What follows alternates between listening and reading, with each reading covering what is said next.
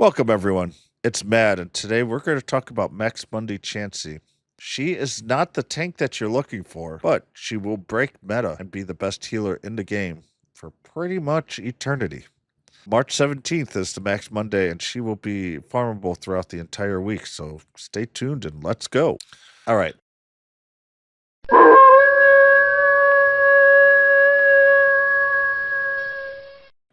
Our Max Monday schedule. We have Chansey coming in March 17th. She, as I stated, she'll be farmable throughout the entire week. And honestly, it's going to be your number one target for the week. And let's go ahead and explain why, even though, as I say, she's not the tank that you're looking for, but the healer. Before I start showing you all the data, let's go ahead and get into her stats. So Dynamax Chansey, the CP you're looking for a hundo is 717. Honestly, don't care about the attack IV at all. You're going to be looking for defense and stamina. I would go 15 on HP and your highest defense and ignore the attack. The Chansey will take increased damage from fighting at 60%, and Chansey takes reduced damage from Ghost at 60.9%. Chansey stats are relatively low, but that's not what we're looking for. Let's go ahead instead for Blissey. Her evolution is 50 candy, which is actually pretty cheap overall. And with that, you get the same amount of stamina. Defense goes up to 169, and attack goes to 129. Her attack is the lowest, I believe, in the game right now for Dynamax. Defense is below average, and HP is obviously through the roof. So, when you're fighting Chansey, and here in the lower left-hand corner, there's going to be 3 potential charge moves.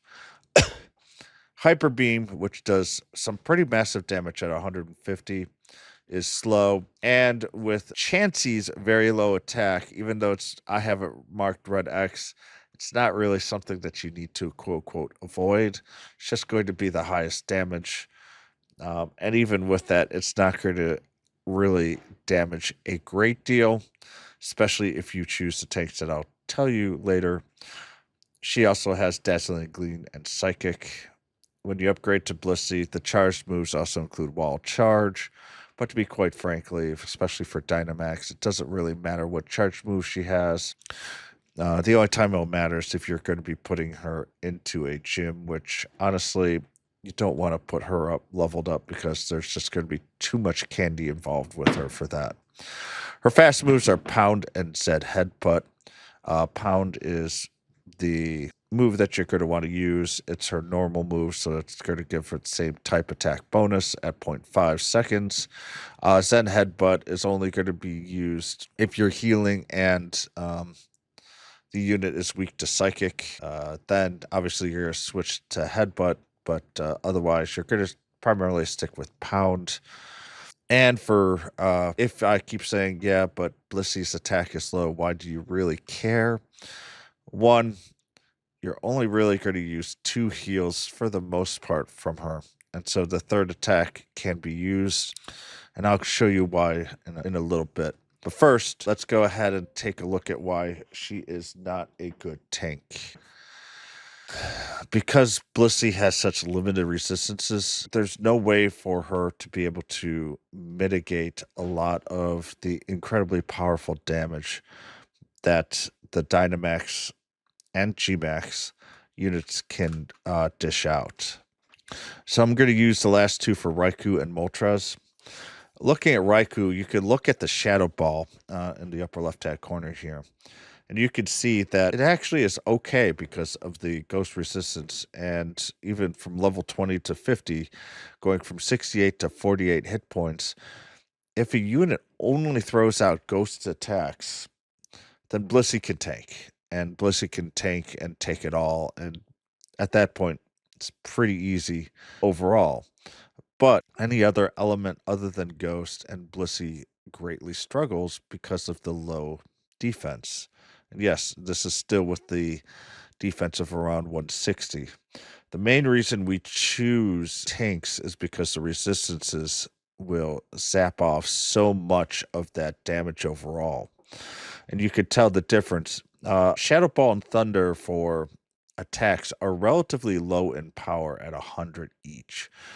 And you could just see the difference between 68 and 153 at level 20. And even at level 40, where I really push most of my community to go for trainers, 51 to 115.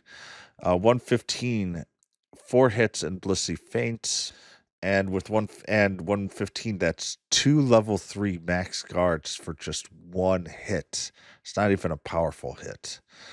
And so with that, just doesn't tank. But if we go to then Moltres, which was the previous one before that, and we go to Overheat, you're looking at 284 to 202. At level 20, a Blissey would almost be one-shotted. So that's why I say, I know a lot of people say Blissey is going to be the best tank. That is not the case for Dynamax. The only time it's really a great tank is for when it's defending a gym, because the overall damage is just on such a lower overall count, and in gym battles you can't heal as well. But let's talk about what Blissey can do, and that is healing you and healing everyone. Let's just get this straight. Blissey is by far the best healer in the game. It's not even close. If you take a look at the chart here. So this is assuming level 3 max spirit level at 16% HP. And a level 20 Chansey out heals the second best unit at level 50 by over 25%. And if it's actually a fair comparison, it almost doubles the amount of healing that's possible. And it's the only unit that will heal more than a max guard level 3 for shields. And that's at level 30. What's also interesting is the difference between a 10 HP IV and a 15 HP IV is 0 healing at level 40. It's within 1 HP, though, for other levels. So these right here, the chart is assuming 15 IV. If it was a 10, Chansey would still be healing 48, 54, 59, 64, 68. They're all within basically rounding error of the 15 HP IV. So, yeah, I do have ranked you want the HP IV over defense. But if you have a 15 defense and a 14 or even 13 HP IV, that's probably fine as well. But we're going to harp on this a little bit more. Most Pokemon that you use, the HP is going to be within 140 to 170. And so a level 40 or a level 50 Chansey will only really need to heal twice and then be able to attack. Healing is powerful because it will heal based off of your unit that's healing, and heal all 4 units at the same time. So a level 50 Chansey will be spreading out 276 HP every time that you do a level 3 Spirit. And that is so much more powerful than a 60 HP shield, except it requires a lot of things to be needed. Shields will occasionally provoke the unit, which will only attack the shield. That massive number that I gave assumes that all 4 units need healing. Generally, I highly suggest, unless if you're going to be bringing in a Chansey as your second tank to soak up damage to get you to your first transition, and then when you need to heal using the Chansey, you can heal up all of that damage beforehand. You're really not going to get the max HP heal, and you're probably only going to need to heal it once. Or if you are willing to put in a third slot every third transition or so, or transformation, you'll need the healing. I'm not going to go into much depth right now, other than I highly suggest farming Chansey because of this healing. And at a later date, we're going to be doing a lot of healing and U videos to get the best strategy for healing. Right now, you don't need healing as much, but it can help out overall. And I will be doing more tactics on this now that we have Blissey, as it's time to start really focusing on those type of tactics. All right. Finally got through what Blissey will do. So how are we going to fight Chansey? Chansey's going to be a bit annoying because of her massive HP. If you fought her in gym battles, you'll understand. My main tank is going to be Metagross. And I'm going to be honest, I'm not even going to be using shields during the tank. It's going to be Metagross, and then I'm actually going to be bringing in an Excadrill because it's the second best tank. And I'm just going to then switch to my Machop for the attacker during the main phase, transformation phase, and do 3 max attacks, and then go back to my Metagross. If Psychic isn't being used, then Gengar is actually a good hybrid attack tank if you just want to kind of make it simple on yourself. But overall honesty, if you just bring in a Metagross, an Excadrill, and then your attacker, which for me is going to be Machamp, this is a pretty simple battle where all you're going to do is use your tanks until they die, use Machamp to attack, and you should be able to take down Chansey. The only question is, I don't know what level she's going to be. If they put her at level 4, then we may need to actually do a bit of a shield. But all in all, I'm expecting a 2 or 3 star. And with those, it should be fairly easy as long as you have a good fighting type unit to use.